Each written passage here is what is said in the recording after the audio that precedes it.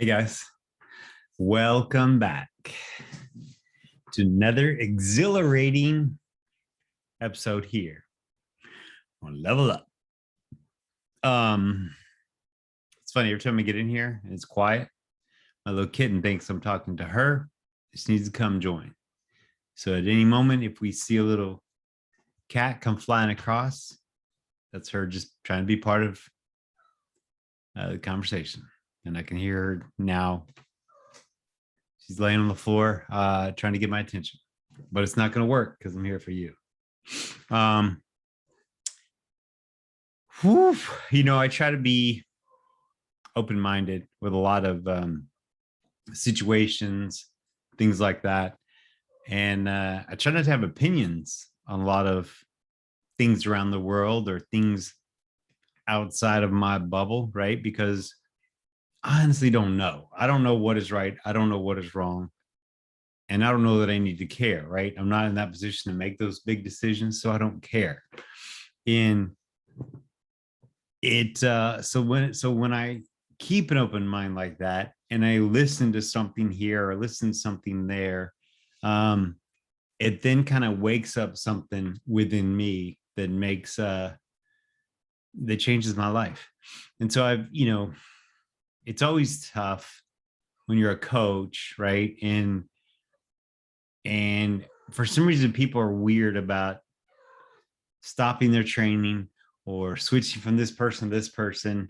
And I've just been around it so long that I try to, if I understand what they're about to do, either leave someone for me, that they have that discussion with that coach, because it's just awkward all the way around. And I think a lot of people think they're not getting what they should be getting when it comes to coaching. And for me, it's always been that thing where I was always trying to do people a favor, right, by offering them a discounted price. And yet I was then getting upset because they weren't getting what they thought they should be getting, but they weren't paying for that, right? And I think that's one of those things, that's on me, right? How I feel about that situation is all on me. And so I was watching something the other day, and it's this friend of mine. It's Jennifer Rulon. She's basically like me. She's what I do, but in a female, better looking version. And she's in San Antonio. Her stories are great, website's great, like everything, her vibe, everything about her is fabulous, right? But she said something the other day that just kind of boom. And I was like, shit, this is it. And so basically, I don't want to, this is to not make a long story short, but yeah, whatever. She 2004 was my first Ironman race, and it went well considering a lot of little factors involved. But it kind of left a really bad taste in my mouth. And then for basically the next, 16 years, I was doing it all wrong. And she had said something, again, I don't remember what she said, but it basically was that even as a coach, and I've known this, even coaches need coaches, right? And when she said this or said something this, it just kind of woke me up. And I was like, that's what I got to do. Just by hearing that message, or my brain being so open minded that I read through the details, right, and created my own message, who knows? But I decided now what really had to be done. Sent a text to my first original coach, and so we started putting together a plan for next year. And it's one of those things, I've never been this excited this far out for training for an Ironman. And I've set some really high goals, but it's, the point of the story is I'm getting out of my own way. I've been in my own way for a long time. I've been doing it for the wrong reasons for so long. I'm just so inspired now. And I think that's what's so important is, understanding what and why you're doing it. And if you're doing it just for fun, great, do it for fun. I was doing it. It was kind of for fun, but it was more for that's because that's what I'm supposed to be doing. And so for this last year, I've gone through this thing of this feeling of maybe I should retire, maybe I should be done. Like, I don't know. It just, nothing felt right about it. And even in Lubbock, I'm in the best shape of my life. So many things were stacked against us to even getting to Lubbock, like my car breaking down, things like that, being able to race was just luck. And so it's one of those things that, at that, I remember during that race thinking, I don't know what I'm doing. Why am I doing this to myself over and over and over? And I really, it didn't feel good. Didn't enjoy it. I was doing it to do it. Didn't have anything to prove for sure.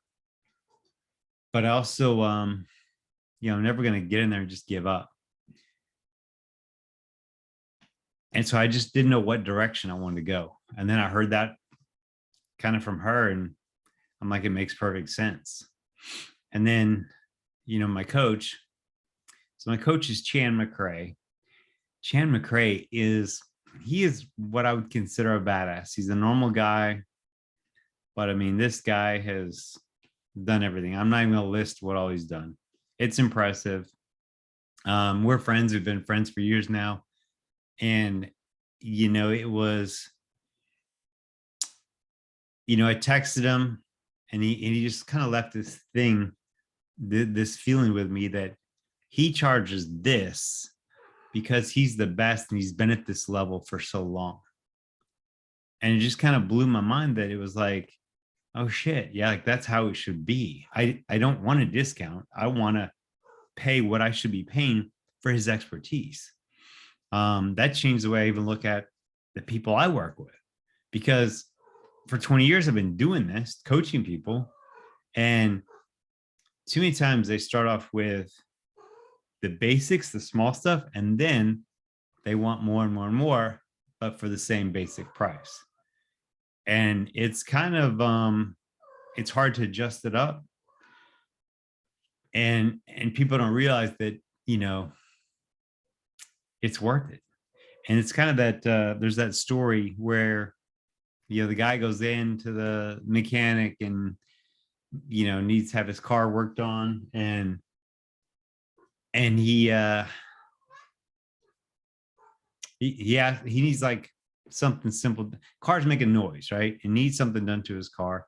And so mechanic looks at it, says, yeah, I can fix it. And the mechanic goes down there, grabs a wrench, turns this thing twice, and the noise is fixed, car's fixed. He's like, it's $200. The guy's like, $200 to turn that twice? And he goes, yeah, but it took me 20 years to know which wrench and how to turn it. So it equals out. And I think that's the key. But, I think you gotta go through life open-minded, or else you're not going to catch all these messages. I've worked with people before, and they said they wanted to have a better relationship with God, meaning they want to be able to hear him better and just act better on what they were supposed to be, the direction they were doing, or what they were praying for, basically. And everybody just has to get out of their own way. It's not that the signs, the signal, the messages aren't there. They just can't hear them because of all the other crap. And I'm a firm believer that you got to let go of the past. Don't worry about the future, and just focus on right now. And that's kind of like, if you're to die today, how do you spend the last part of your day? See, there she is, ready to be involved in everything I'm doing. But it's like, if this is your last day, are you worried about your bills tomorrow? Are you worried about this in a week? No, it's your last day. And I got to see that, with my parents. they were able to not be worried about it. And that's huge. I think it's too easy to focus on things there or things behind us that really don't matter anymore. And I heard that other saying that if you focus on the door that closed, you don't see the other three that are open for you. And I think you got to let that go. What is on me? Powder. Anyway, I'm glad it's been on this whole time. Why didn't someone tell me? Oh, you can't. That's how rehearsed and raw these are. But yeah, I've got some big plans next year. I'm super excited about them.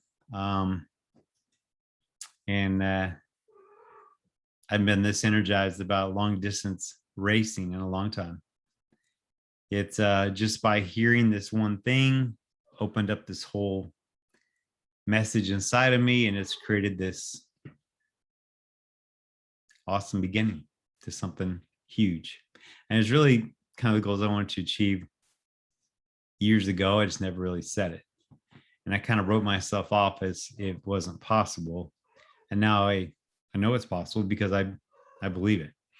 And I had this conversation the other day, Tuesday, with this guy, client, and how it's ridiculous how much I believe in myself.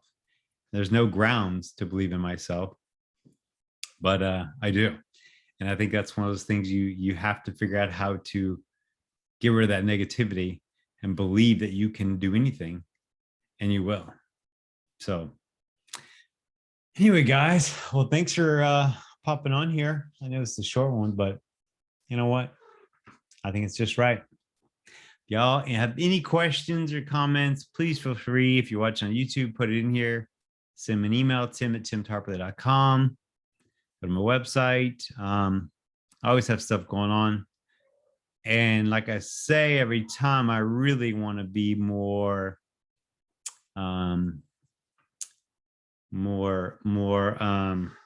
I trying to say?